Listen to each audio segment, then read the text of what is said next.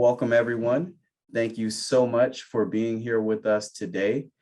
We have Mr. Patrick Burris, an esteemed alumnus of University of North Carolina at Charlotte, here to talk to us today about a career in technical writing and his experience in writing and editing as well. So without further ado, I'd like to go ahead and turn this over to Mr. Burris. Thank you all so much.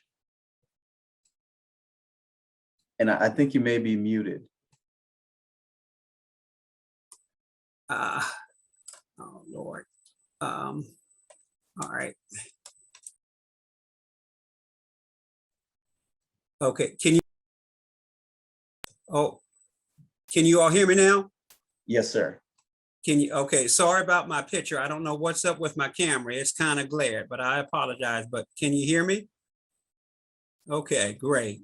Well, thank you so much. And I'm so sorry for joining almost 20 minutes or so late, but thank you for your patience.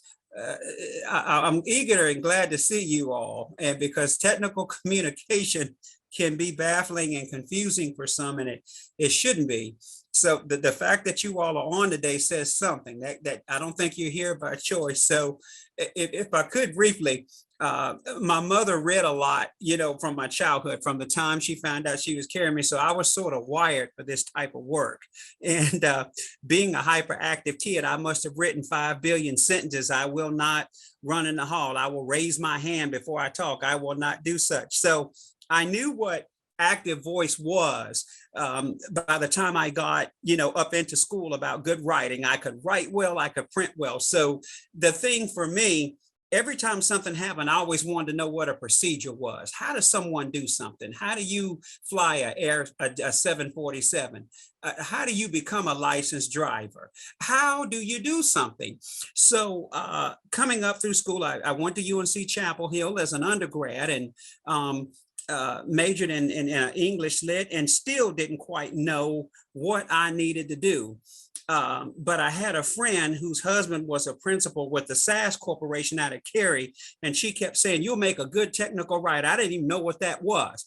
So I got in the Navy, and they needed someone to do procedures. And who did they look at? They looked at me because I had a Lit degree. So I got into that and I said, okay, I can do this. Writing good documentation. I'm a nerd geek. I'm a wordsmith. I can do this.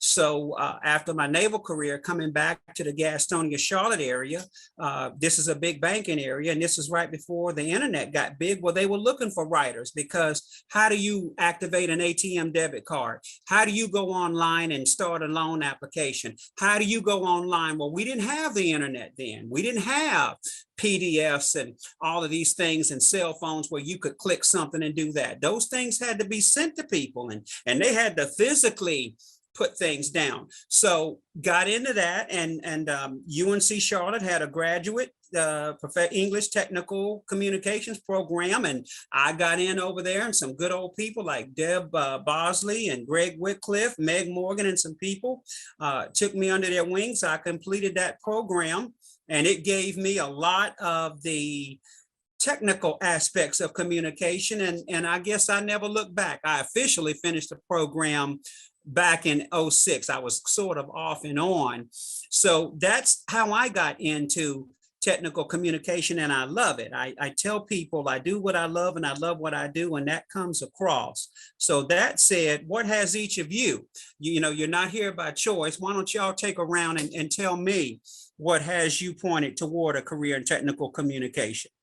What's eating at you? Are you still on mute? Benjamin, are y'all on mute or? Okay. No, I'll just wait. All right. What has you, Benjamin, looking this way?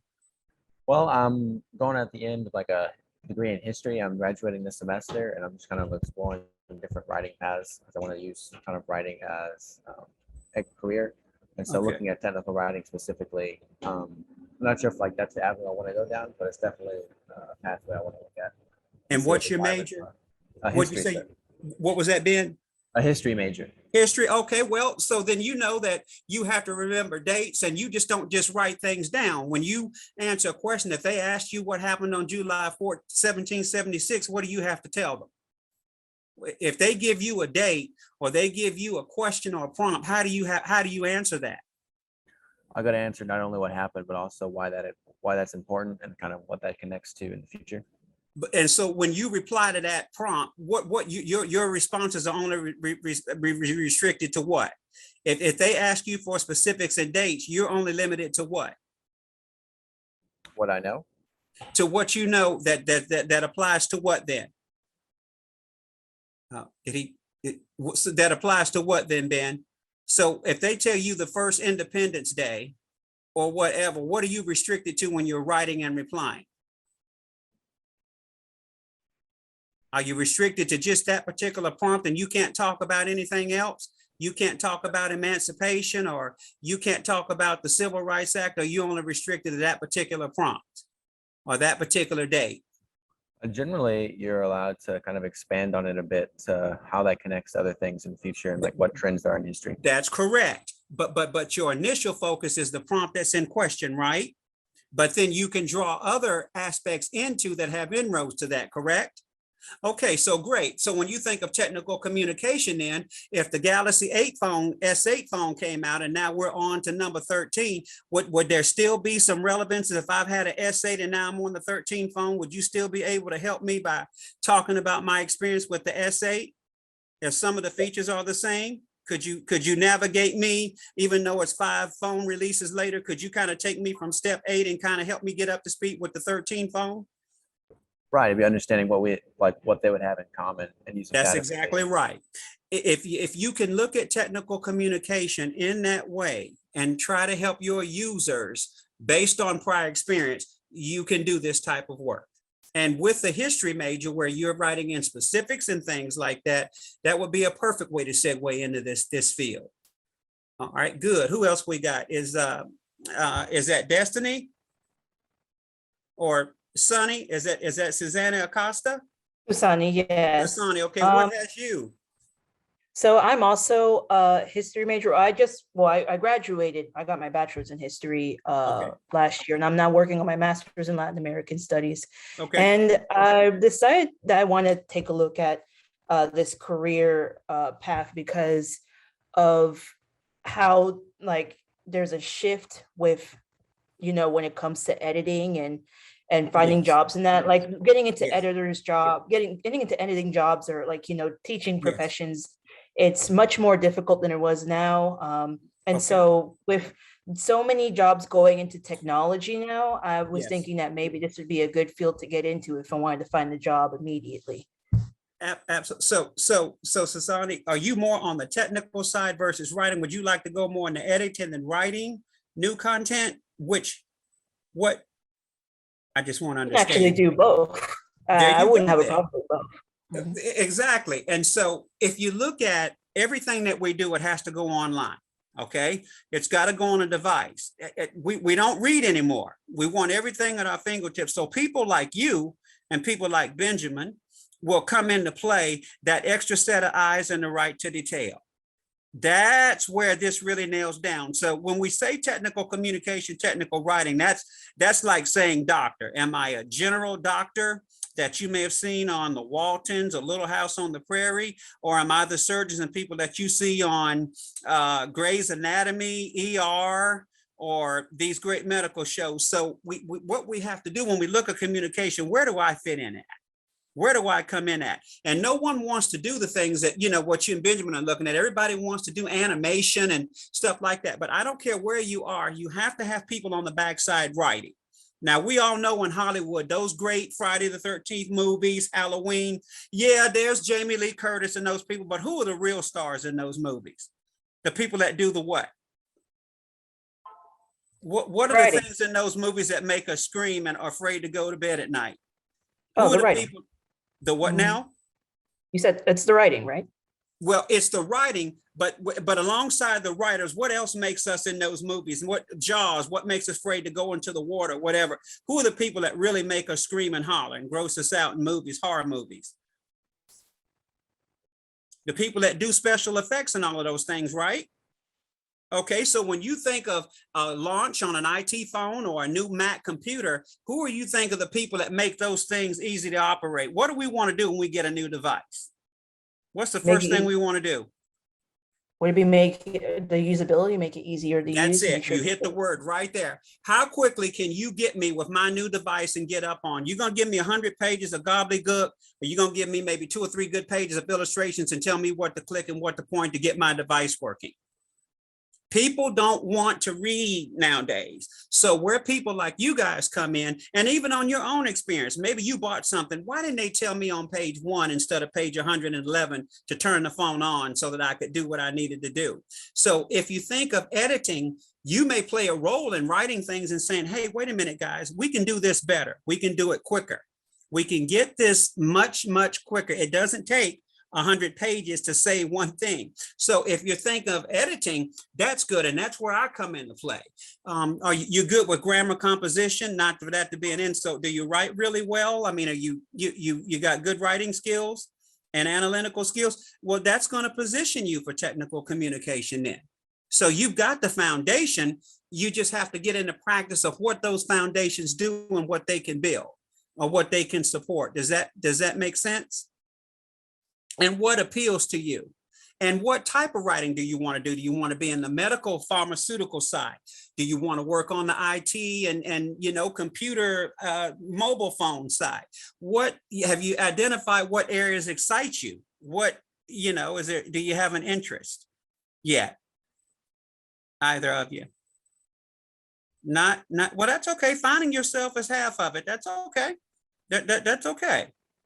But try to find something that excites you, because on a rainy, cold winter day, you want to be able to get up out of bed in the morning. You don't want to go to a funeral home and be embalming someone. That's not going to do you any good. You want to be able to, no matter what the weather's like, if it gets you up in the morning, that's what you want to do.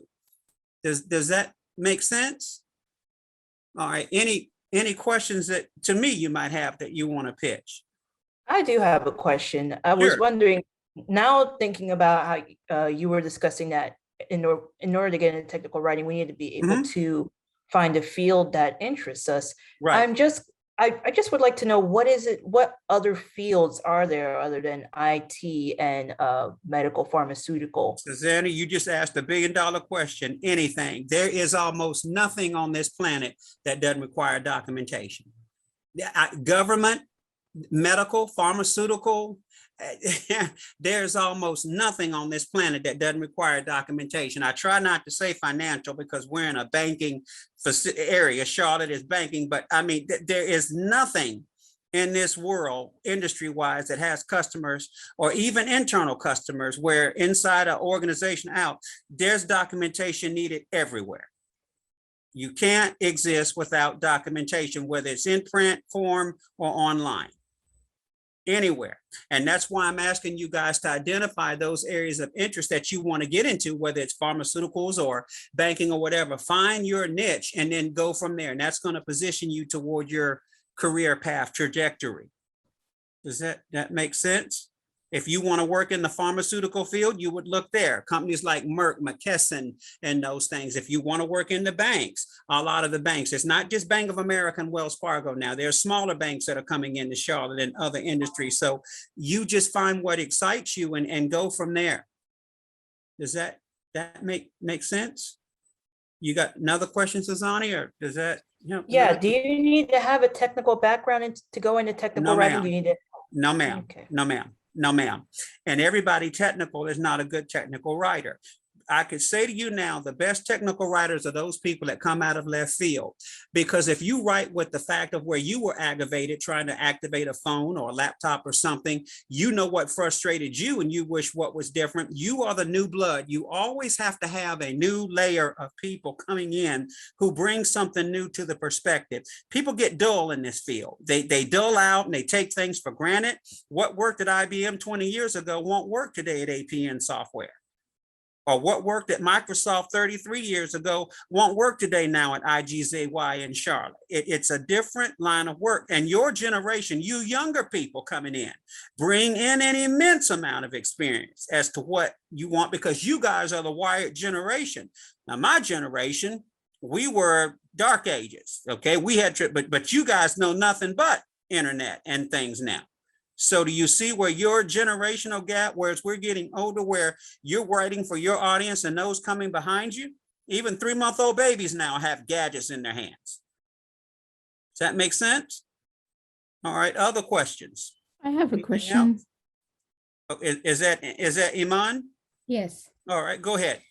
You said like how now the internet is a big thing. Mhm. Does that mean it's gonna limit technical writing, or is it gonna increase that field in the future? So you're saying, Iman, if I understand, that technical communication, is it restricted to the internet, or are you asking if it can come off the internet? Is that? Yeah, like is it gonna be more, is it gonna be less, is it gonna be less as a thing? Because now there's internet and we can like, people can like just go to the internet and ask for like steps or like watch videos and stuff like that. So I was wondering if that's gonna limit technical writing in the future. Okay, now Iman, think of what you just asked me. So now, instead of people getting something sent to them, okay, and when you get instructions, what's usually in those instructions? Now, it might be there 1, 2, 3, but for information, where okay, you get a new banking card, a new this or that. What if you look in those user guide, the first steps, where do they send you? For assistance, do what? Where do they send you? What are your options when it comes to getting help? To the internet? It's going to direct you to a website, isn't it? Mm-hmm. Or it's going to direct you to a call center, isn't it? Yeah. So if it directs you to a call center, do you think those call center people just sit there and they have all of this information? No. No, somebody has to provide it. Or if you go to the web portal and put in and search, do you think that information that, people go to bed at night and the little elves come out and it just gets there? No. No, we're stuck with the internet. We're stuck with online. Okay. No, and it's only going to get it's only going to increase because it's cheaper and it's more practical. You can reach people quicker via the internet on their phones and devices than you can sending something in the mail. No, it's only going to get more important, become more crucial in what we do. Okay. Thank So you. that's why we have to write as accurately and concisely as we can. That's why we got to give them the skinny as quickly as possible. Click this, open this, that. That's why we got to get it down to exact minimization, because people just don't want to read more than they have to. All right. Thank you. And the internet is the quickest, most cheapest and effective way to reach people. They may not watch the news or do anything else, but they'll sure look at the internet, won't they? They'll be online. If you're looking for somebody, they're mostly going to be online, right? Yes. There you go. Anyone else? What's up with Elizabeth, Abby, and Sloan? Are you muted? I think they're still muted. Well, I have a question. So we have this background. So I have this background in where I'm able to write and comprehend and analyze very well, but I still have to be able to use these programs that, that I have to learn in order to become a technical writer. Where can I get these programs, or how can I, Well, now, study when you say programs, I'm not sure. What do you mean when you say programs? Help me a minute. I was doing some preliminary research on the career, and there are some programs that we would need to learn. Is that correct? In order to now, be when you say programs, are you talking about like Visio and PowerPoint and things? What do you mean when you say programs? Let me aren't there specific like software that we would need to know to learn and know? It can help you, right? And it depends on the job that you're taking. So, are you familiar with Visio and PowerPoint? I am familiar with PowerPoint. I'm not familiar with Visio. Yeah, the more of those things that you can bring to the table, because let's say you and Benjamin are on a team. Well, Benjamin may be responsible for the documentation, but he doesn't know a thing about visual. You ask him to do a PowerPoint or a process flow and he would drown. Someone like you who could take his documentation, customer will call center. Call center agent will take customer's loan application, process loan, qualified customer. Underwriting will pick up the loan. Underwriting will look at the property, make sure the property is valuable, that the bank would invest in. Then underwriting will contact title insurance company to see a prior title and yada. So you might have to visualize all of the steps that Ben wrote out, because people would need visuals. So in that PowerPoint, you might be the person that allows other people to train and follow Ben's proven foolproof way of opening a loan. So if you can come in and really be sharp with PowerPoint, Visio, and those visual tools, oh ma'am, any of those things, the more of those things that you can get under your belt, the better. But they don't have to necessarily be essentials for you to get a technical communication job. Bank of America just might need somebody to go down into their morgue room and just edit documents that have already been written. You just might be a set of eagle eyes in that particular regard. And then you might talk to another manager who says, I need someone with PowerPoint or whatever. And because you've got those extras, it just keeps you in the mix. The more you can agitate and instigate, pardon the word, the more effective and more money you're going to make as a technical communications professional. I can't emphasize that enough.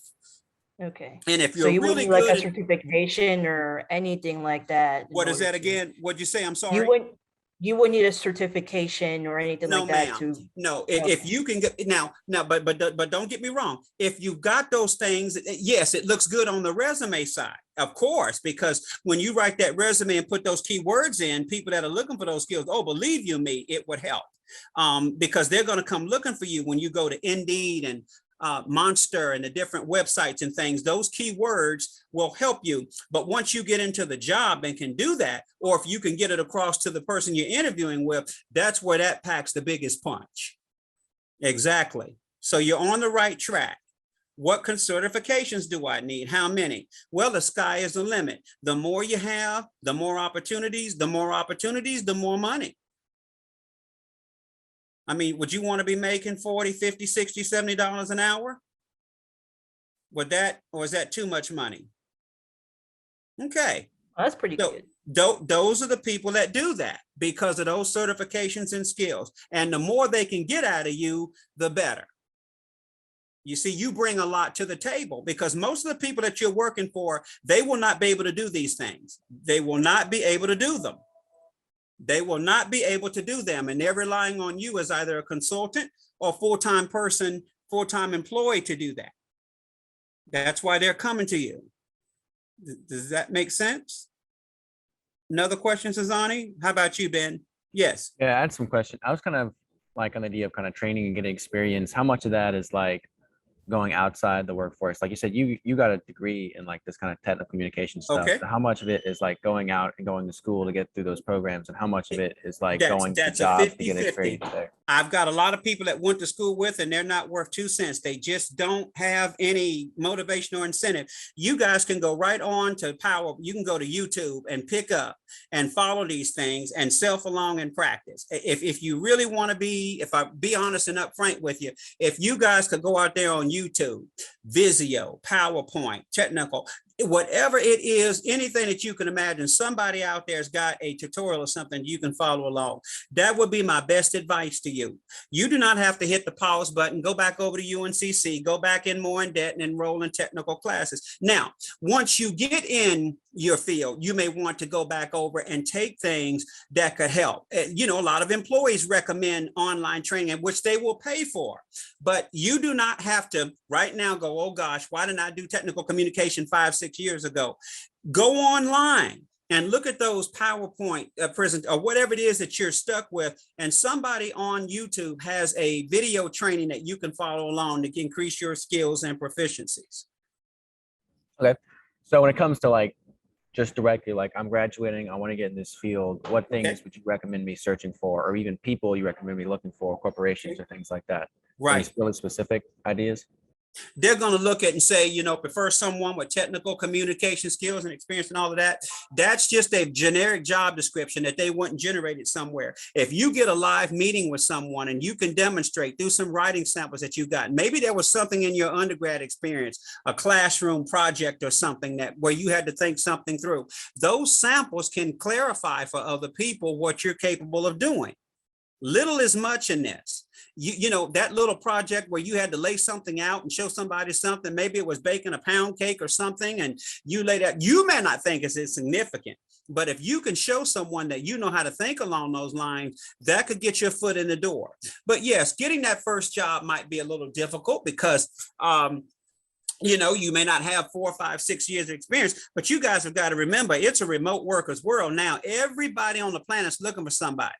And there's somebody out there that's willing to take a chance on you. Now, you may not start off at the higher upper rate, but you prove yourself. You get that first check writing opportunity and really kick in and dig in and start from there, and you're on your way. But there are a lot of people out there. You go to some of these job listing books looking every single day for people.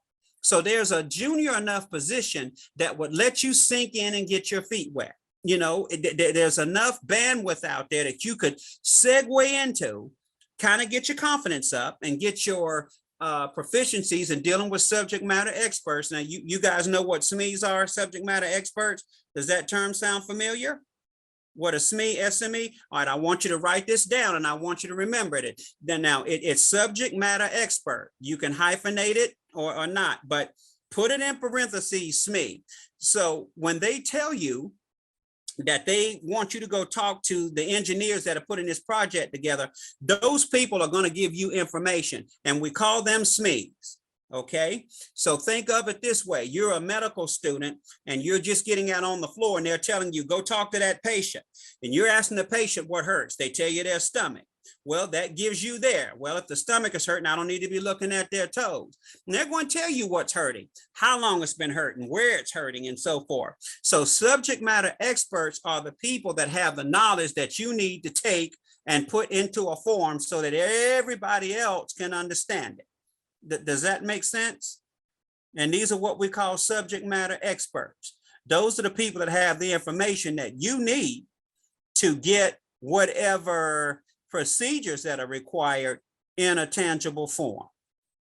Does that, and just like when you're going through college, your professors are your subject matter experts because they have degrees and training in those areas. But in the technical communication world, subject matter experts are our best friends, or I should say worst best friends, because some of them just can't communicate. You have to find a way to extract the information out of them that you need, whether it's sending them an email saying 1, 2, 3, ABC, or whether they want you to talk to them face to face. You got to find a way to crack that shell. Does that make sense? It's not that I'm at Baskin Robbins and you come and tell me you want ice cream. Now, you saw people in front of me tell me what they wanted in ice cream, right? I want a sugar cone. I want these 3 flavors on it. I want a cup of ice cream. I want a sundae and I want sprinkled on it. And then you just gonna come and tell me to give you ice cream? How many options do I have when it comes to ice cream? You guys been to Cheesecake Factory lately? Y'all been to Bojangles lately? You been to Chick-fil-A lately? All right, when you go to Chick-fil-A, do you tell them to give you something? What did you just say? Give me something? What do you have to tell them? What exactly we want. All right, what about you, Ben? You got to get with like, okay, I want this salad, I want this dressing, and I want like all the sides I have on it. How many dressings are there? 2. So there's 2 dressing possibilities? All Well, I right. guess you get 2 of the same one. All right. How many combos possibilities? So it can be grilled or it can be right. So see, this is not right. And this is where, and they have a good training concept down that when that customer, have you seen how quickly those express lanes move when you go there now? They have that down to a science. Do you know they're doing more money now in post-COVID than they were beforehand, the way those lines, do you think that's by accident? They had to sit back and revamp and say, how are we gonna, with not bringing people inside, how are we gonna get people to move through our express lanes? Do you think they do a pretty good job with that? For the most part, have you had to wait long? Well, what recommendations could you give? Is it something they can do better, you think? Or do you think they could do something better? I mean, and maybe not. I'm just saying, and maybe not. But you might be asked upon, they may say, what can we do better? What's not working? Now, do y'all ever do the DoorDash where people deliver anything like that? I have it brought to the house. Do you do that? Don't, I see AJ shake. What's this, Sandy? What do you like about that option? Well, what I like about the option is that you're able to choose whether you want to meet them and just see the different choices that you have on how you want them to Right. deliver your food. Right. Now, and what do they do when they put the food? Do they just throw the food up on the doorstep? What do they do when they put your food on the doorstep? What do they do before they leave?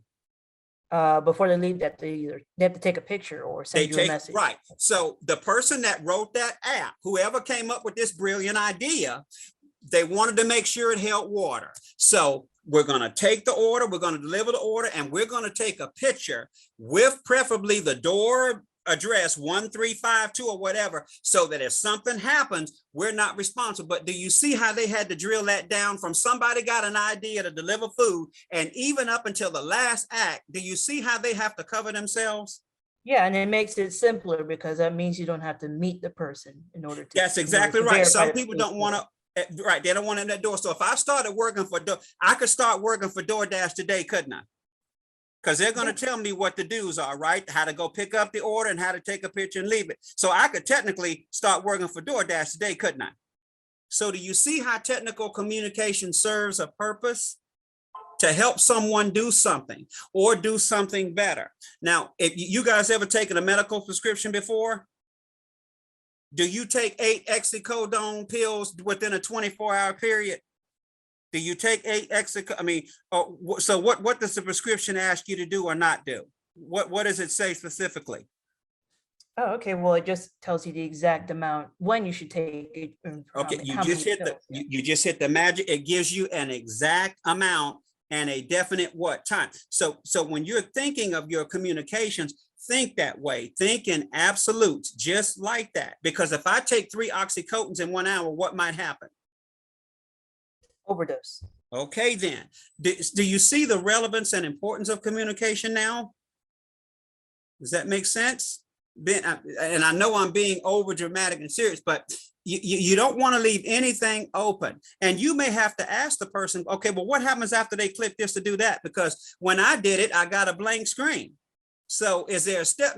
Oh, I forgot to tell you, when they hit Control Alt Delete, well, no, you just told them to hit Control. And see, you have to fill in those gaps because they've done it a million times. They may not. You have to kind of go in and go, let me think about this the first time. And you may have to go back and say, wait a minute, I did what you told me for step 1, but steps 2 and 3 didn't happen. Does that make sense? So if you can kind of look at gaps, have you ever tried to program a phone or a VCR or DVD or something and it didn't work? Was something missing? Was it you or was it something missing?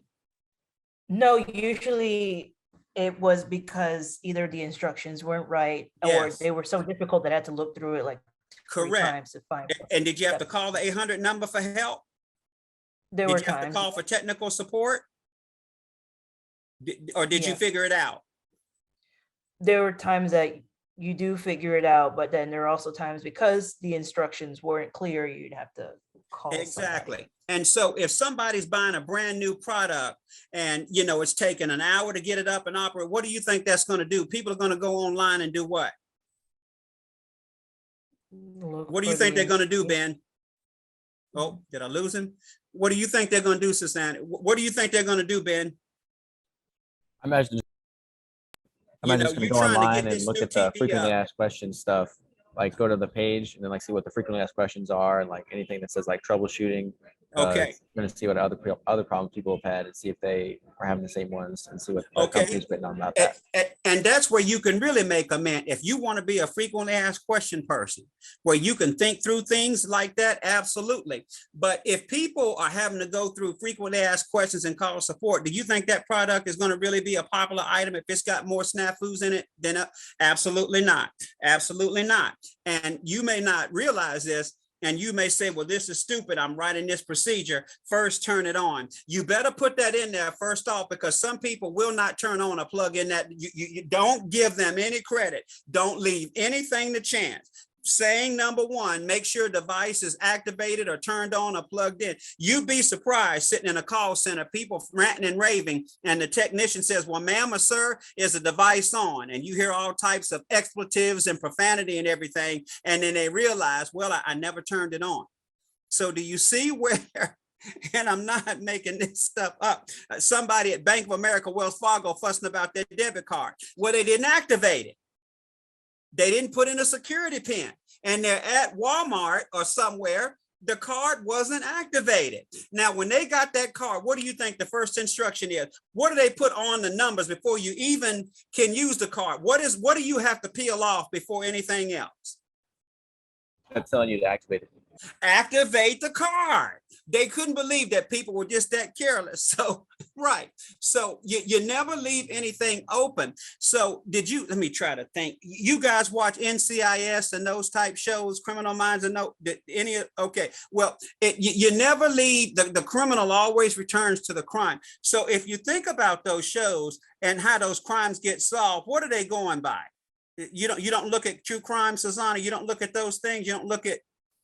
I watch SVU when I have the time. Okay, well, what happens in Special Victims Unit? How do they solve those crimes? What do they do? Well, whenever there's in every episode, they always try to make sure. Well, like, what do you mean by that? Like What's the magic word? Step-by-step process? Yeah. So what's the magic word as to how they get people arrested and convicted and suspects? What's the magic word that starts with an F? Would that be forensics? Yes. So they're going to go by a fingerprint, a blood sample, a hair smear or something. So forensics, right? So if they can give forensics a sample, forensics may not necessarily say who did it, but they can say who it. Well, you're not looking for an African-American male. You're looking for an Anglo-Saxon with blonde hair and blue eyes. You're not looking for Snoop Dogg, but you might be looking for Vanilla Ice, right? Yeah. All right. I have a question. Sure. So you do say that much. I have a couple of questions. First question is, you do say that there is pretty much in any field we would like to get into, yes. There's a possibility of getting a job in technical writing. But what are the fields now that are willing to hire people? What are the fields that are looking for the most people at the moment? Everyone, because see, we're such now with COVID, we're so reliant. Employers can't just have somebody tap you on the shoulder and tell you how to plug in. They're going to have to give you some written instructions. But now you're going to have, and even when I say that, you're going to have to put some skin in the game before you get to that point. You're going to have your laptop on, and you're going to have to be at some point in the process to get help. Everyone, because now we've gone remote. You might have a boss or a company out in Arizona, and you're sitting here in Charlotte, North Carolina, working for them. Everybody, COVID has turned the world that we know upside down.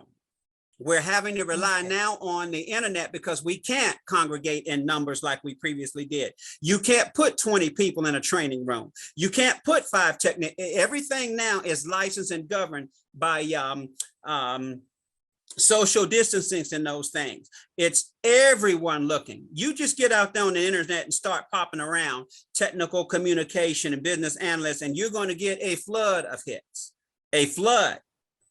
Okay. And for my second question, what is the interview process look like? What are the questions that are typically asked during an interview for a technical writer? All right. What is it about you that makes you the technical person you are? Why do you like this type of work? Tell me a time when you had to do something. Tell me a time when you saw something poorly done. How did you improve it? What recommendations did you make?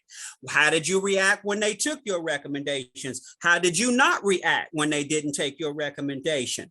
How do you with interpersonal skills? How are you dealing with difficult people? How are you with people above your pay grade? How are you dealing with? I just finished a 5-week project. He was a Siemens, the head of the security for cybersecurity in the United States. He's been with the company 16 years. And he was a German individual, had a bachelor's and master's in mathematics and a PhD in computer science. As soon as we started talking, oh my God, this isn't going to work. He had 5 weeks of funding. I said, this is not going to work. I'm just not going to be to get him to come down to my level. So it said, well, it doesn't matter what his level is. He cannot write like I can. I'm the one with the power. So he asked me, well, how do you feel with difficult people? I said, I'm dealing with one. I said, your expertise and intelligence is so far in the stratosphere. I don't know if there's anything on earth that could even detect it. And he told me, I taught him how to make the complex simple. So as intelligent as he was, He realized all I needed was just a little bit of information. So cracking the code is dealing with people whose expertise and experience supersedes yours. They don't know how to write and document things. They can't. They're way above the clouds. This is where someone like you can come in and make or break them. So how do you tackle difficult projects? How do you solve problems? How do you deal with people? What are your interpersonal skills like? Can you work with minimal supervision? Of course you can. You completed college courses. Was the professor in the room with you at 2 or 3 o'clock in the morning when you were writing and typing? Were they with you? You were only in that professor's presence on Monday, Wednesday, Friday, 50 minutes max, 3 days a week, or an hour and 15 minutes, Tuesday, Thursday, or something? Who did the lifting? Who did the lifting in your college courses? Did you do it or the professor? Did you do the lifting, Ben? Did you do the lifting, Sasani? Basically, all they did was what? What did your professors do for you?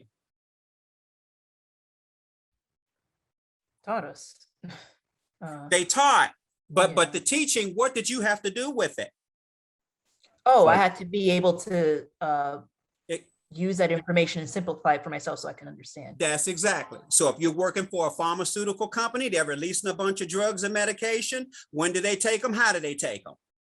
You're working over in the banking industry. Whatever you do, wherever you are, it's going to be the same basic W's: who, what, when, where, why, how. Never going to change. You're trying to get somebody that's not as familiar with the process to get them up to speed and running. So what about you, Ben? You got any career interest areas yet? Not specifically. I mean, I generally am focusing more on communication. Like right now, I'm actually working as a communications consultant here at the college. So like students are taking history classes that are Okay. like kind of where they're going to be writing history papers that are like more complicated than what they've understood in the past. And Okay. I'm taking those papers and kind of like, okay, this is how you write like at a history level. This is kind of how Okay. you come up to this kind of different standard of writing. Okay, great. Now let me speak to that, Ben. Now, when you think of technical communication, that's like thinking of a general doctor, neurosurgeon, obstetrician, cardiac. There are things what are called content writers, where certain industries just want people for specific purposes. You're not really a technical writer, but their particular project, or media consulting people who can respond to things and trends. So that could be also another way for you to get into it. Now they'll call it technical writer, but it may say content development, where all you're writing about is just, you said you're helping, you said communications history people. They call those people communication consultants or communication, those type things, where all you're doing is just on a specific topic addressing that. So you don't have to get into debit card processes and banking, financial, and that stuff. If there's an area of interest that you want to work in, you'll see those two, content writers, and put that down as a job title, both of you. Content writer, communication specialist. There's a whole lot of things going on with this. And I think what we'll probably have to do is, this series won't end today. It may need to go out a couple of more sessions because it has a lot of inroads to it. You may be a communications professional, but it might not necessarily be a technical communications. You might not be doing Visio flows for this or that.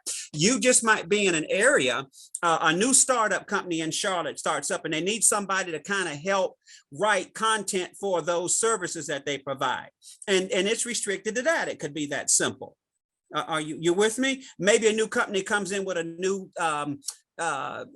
what are these things? What are these slider bike things, scooters or whatever? And you might be specifically dedicated to, every time somebody writes in about that, that might be your focus. Well, to better use our product, do this. We recommend this. So you don't have to be a technical writer telling somebody how to use the bike as far as whatever, but there's questions that come around that, a new release or something. Does that make sense? You can be a technical, right? It's technical communications, but it doesn't have to be as technical. You could be sitting at a help desk answering questions and putting information in. That could be a way to get your foot in the door. There are a lot of centers around here that need people to support. So as you're putting those notes in and getting up to speed, that could get you wet, you see.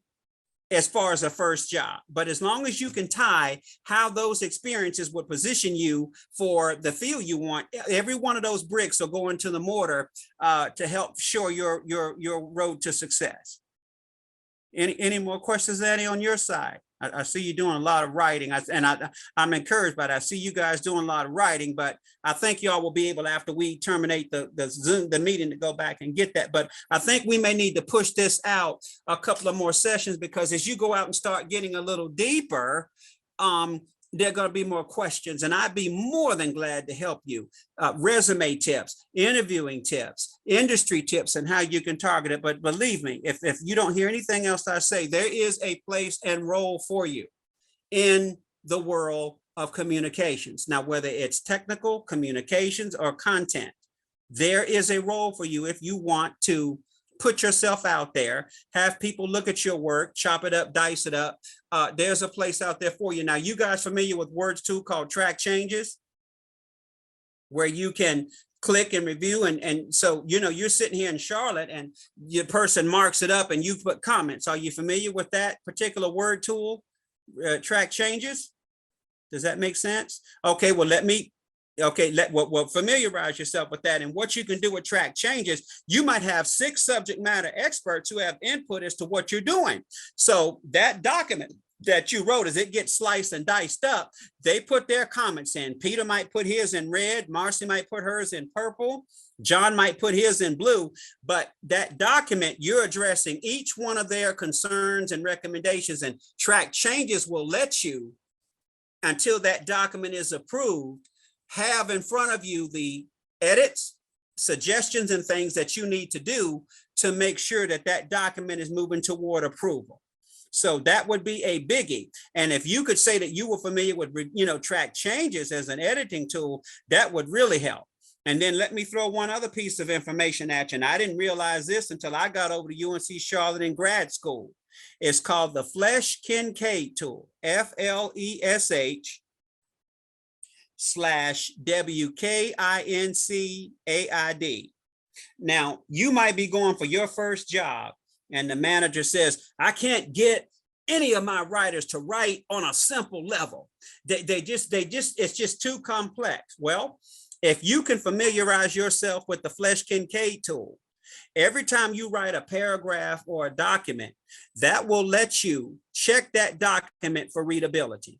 Okay, and it's a word tool, and you have to go into the word tool options and things to set it up. It'll show you how to do that. It's not an automatic tool that's checked. You have to tell Word to do that for you, and you will go into the Microsoft Word toolbar to do that. And what that will let you do, maybe you see something where you put a bunch of lists together and it's reading on a level 26, which would be PhD.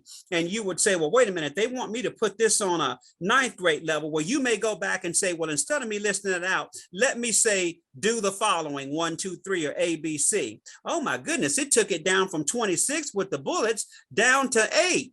Okay, well, they told me 7. Okay, let me make some shorter periods, and that will let you see how that document reads. The Flesch-Kincaid tool will let you either dumb it down or smart it up. If you could really talk about that, and they're going to look at you like you've got 2 heads and growing a third, but that will really tell them that you know about editing, especially for you, Sasan. If you want to go into editing and they're telling you what type of audience they want to attract, if they're telling you 12 to 18 years of age is their audience, or 24, that's where you could use that tool to change some words, bullets, or things like that. And you can actually show them when you do the review, the F7 command, or you say the spell grammar check, it's going to bring up a box and show you passive sentences. It's going to show you the grade level. That box is going to give you a whole lot of information as to how that document reads. And you can actually show them, if you know how to use Snagit or tool, you can actually show them how that document reads. Does that make sense?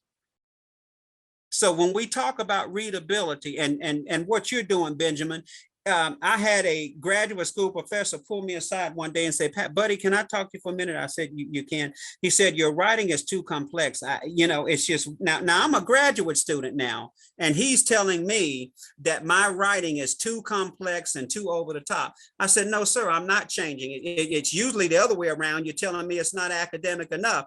This is my writing style, and you're going to write and you're going to read my information and you're going to work with that." And that's that. I said, who are you to tell me to make something easier for you to read? But you have to, being a minority, I had a big chip on my shoulder. I'm saying that to say this. Everyone is not at the same level. Now, have you guys read the Charlotte Observer lately? Or a newspaper? Of course you have it. Who reads a newspaper? No one but me that walks down the driveway every day and picks up the paper. But what are some of the things that you read for news? Where do you get your news content from, for the most part? I get it from like Apple News because it gives me Apple notifications News? on my Okay, phone. good. How about you, Sasani? Podcasts. All right. Now, when you read that podcast, what's in it, Sasani, that makes you interested? What is it that you like about a podcast? Well, podcasts allow me to listen to the news without having to pick up my phone and like stop and read. Like I can listen and do other things while. And the content that you're getting is what? How are those stories brought across to you? They're straight to the point.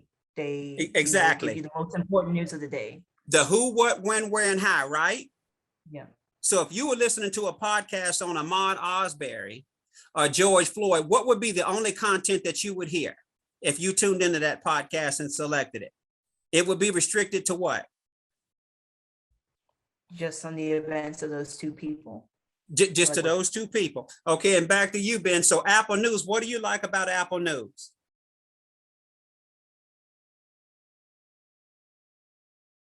I guess it's just like instantly accessible on my phone, right? Exactly. Exactly. And is it in real time in most cases? Yeah, Is it's generally like have updates like even in over the course Exactly. of one day. A Charlotte, okay, and they say a passenger American Airlines jet has just crashed at Douglas International Airport. That's at 12:11, right? So they tell you what? What do they tell you right now? That what has happened? What are they giving you? That at Charlotte Douglas International Airport, what's just happened? What's the main news burst? Essentially, that plane's crashed. Essentially, All everything right. that's happened. Now, if I'm somebody that's got a relative and I'm supposed to be over at the airport, is that going to interest me? So for somebody that's going to pick somebody up in 15 minutes, what other information do you think I would need about that plane? So the next update at 12:15, what might it say? And I want to know like where that plane's coming from, like what its arrival time was, essentially like what gate it was going to. If I'm like someone looking to pick somebody up and I'm Go asking on. that information from them. So the I wanna- origination point, right? Right. Okay, go on. You're not annoying me. I'm Judge Judy. You're not annoying me. Go on. Okay, now, so where it came from, if my person is coming from Dallas, Texas, and that plane originated from Dallas, Texas, what else am I going to want to know? I guess I want to know like what the airline was. Okay, so if I know my person was on an American Airlines and they were on Allegiant, that's going to relax me, right?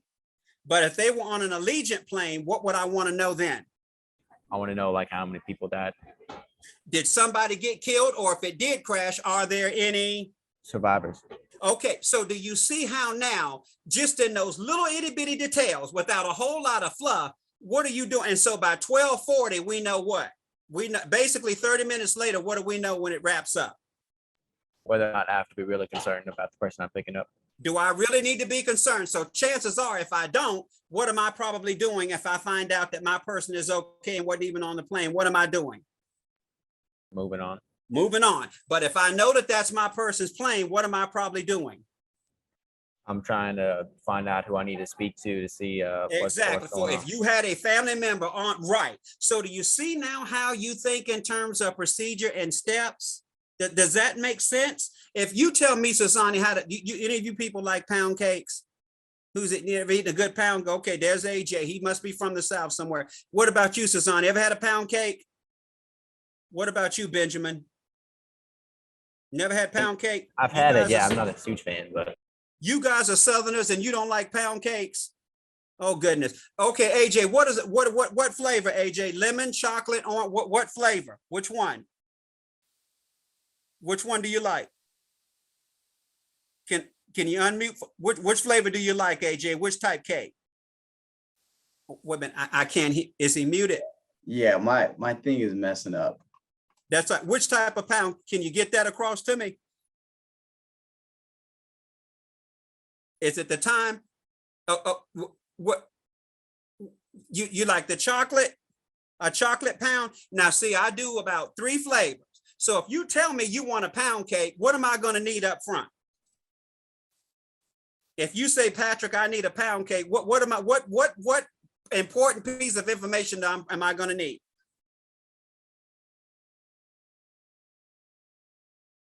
If I go in the kitchen and bake a lemon one and you want an orange one, is that going to help? No.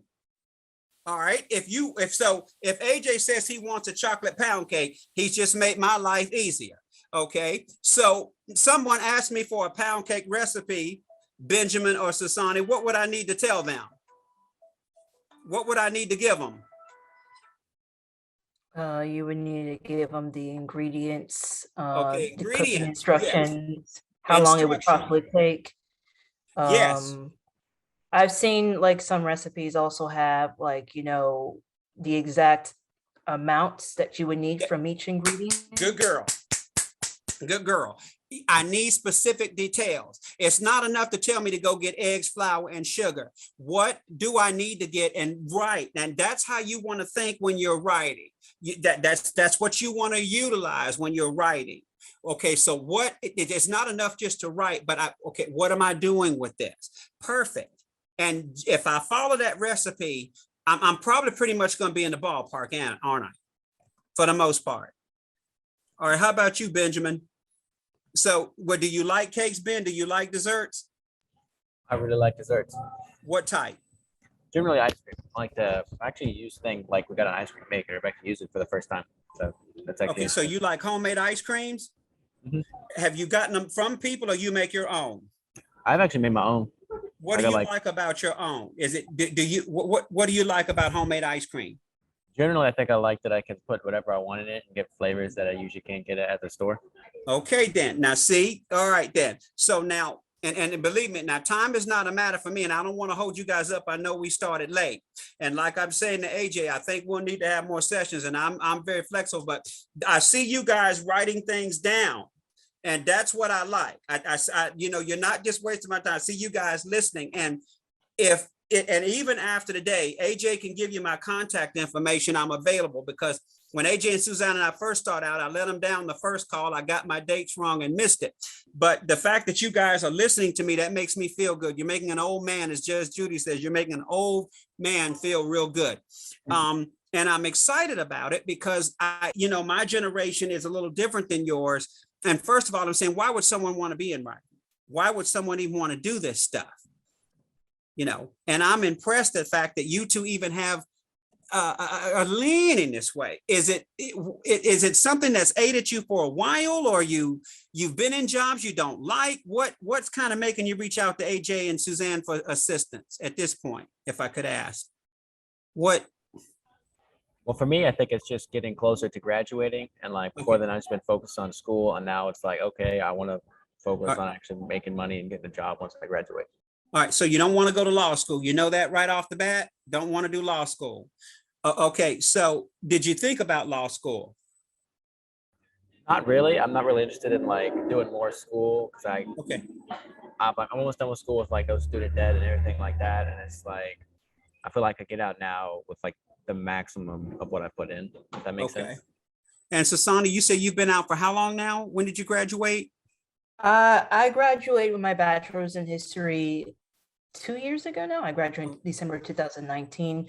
I'm currently doing my graduate, I'm currently getting my master's in Latin American studies. I should graduate next year. But the reason why I was interested in technical writing, and I have been interested for like, I think almost a year now, is, well, initially it was because of the idea of being able to find a job immediately after graduating and knowing that, you know, it requires some editing experience. But with all the information that you've given us right now, it seems like it's a lot it's something that I definitely would actually be really interested in, Good. because of the idea of like being able to organize information and make it You got easier it. for people to read. And You so that's something that I've been doing like throughout my entire career. yeah, your skill. Sloan, are you on now, or have you been in? I just saw Sloan. Are you good? Yeah. All right, Sloan. Let me get you in real quickly.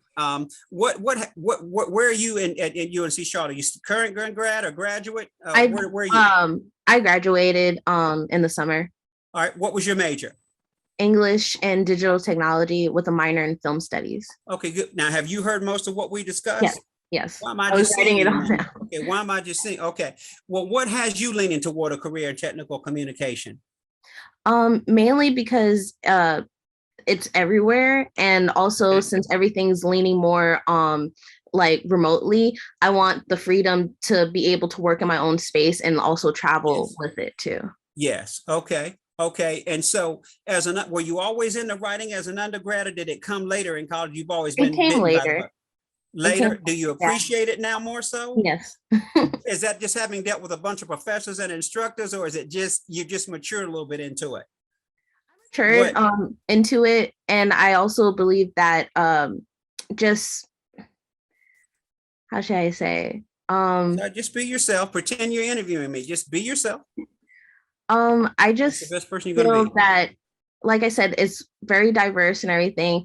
Right. And I had some questions. I feel like I'm wondering what's good things, like keywords or certain things to have on your resume to make you stand out more. Good questions. Detailed, Okay. self-focused, minimal supervision, interpersonal skills, self-driven, editing, collaborator, all of those things. And you guys can go out and look at you can sample resumes online and see what technical writer resumes look like. That'd be the best thing you can do. And just look at a couple of those resumes and that'll get you up to speed. But Okay. that's a good question. And also like going into back to like the different softwares, I noticed that some of like on Indeed, they'll ask for like, do you have experience in AIP? Like how do you get like AIP? How do you get more experience in certain things? Go online and go to YouTube, and there's tutorials out there. And you wouldn't need any like certifications or anything. It would just be they'll like help you. The okay. more of those you can help, the better. But kind of go on YouTube and see what they're about and toy around with them. Whatever you're needing, somebody on YouTube has done that, and they'll show you. Okay. And also leaning more, because I also want to go more into like the media side of things. Right. So also when it comes to also like film, what would you suggest to look into when it comes to that? I am not really into films and things like that, but with so many pods and things coming up, Google those areas of interest. And just right here in Charlotte, there's a lot of that. I'm just not as familiar with it. I've been more on the financial side, but there's a lot of that editing. Those are the people behind the scenes that do all the work and stuff like that. There's a ton of that going on. Commercials being made in Charlotte, these and things like that. Did you see the Bojangles commercial where the lady was saying this is so sucking good? Did you see that one? Yes. There was somebody working on that commercial that recommended that she use that. Now, she wasn't using the F word for FAA things, but there was somebody like you we haven't seen that commercial now because it was taken down. But how much money do you think that commercial made, Bojangles? How many billions do you think that made them? Oh, a good amount. So someone said, no, we don't need to edit that out. Leave it. So someone said, no, leave it. And look what happened. But whatever industry you're in, just Google it. Just go around. Somebody's probably looking for you. And they may throw you peanuts to start, but when you really prove your worth, they're going to give you your worth.